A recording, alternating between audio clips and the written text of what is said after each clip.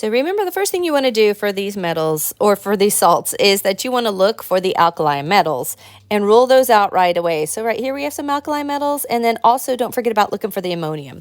So I'm going to just highlight those in these compounds that we just know right off the bat. We're not even looking at the chart. We just know we've got them.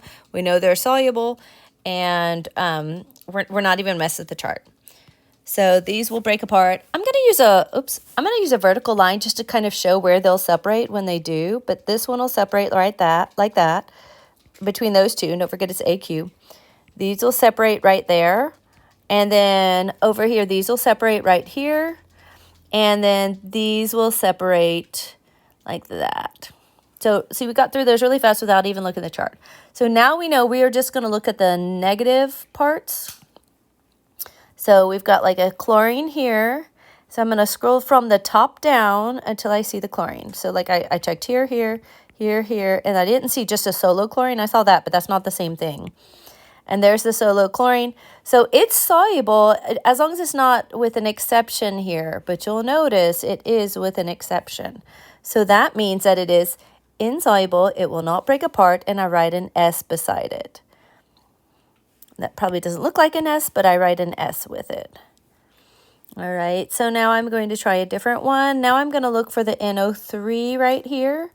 Oh, it's right near the top. There are no exceptions. Of course, if it had done the alkali metal, that would have been an exception, but we already checked for those. So this one is AQ, and it will break apart right there. And then now I'm going to look for my, let's going to look for the bromine in this one. So the bromine is right here. It kind of follows the same rules as chlorine. And calcium is not one of those three. So it is definitely going to fall on this side, which is the AQ side. And it will break apart. And then now I'm going to look up over here for our phosphate. So if I go down, no phosphate. Nope. Oh, there it is right there.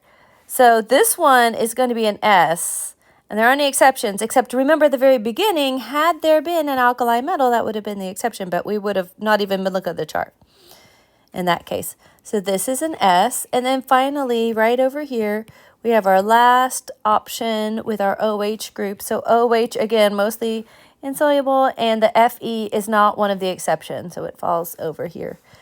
And you get an S for that one, and it will stay together. So, for example, this one is going to stay together in the ionics that we're going to be doing soon. This one will stay together, and this one will stay together. So you probably want to keep a list handy of what you've already solved so that you kind of have that on hand. Or you can just keep using the chart, but you don't have to do all the extra work if you already have it. Some of these compounds already figured out.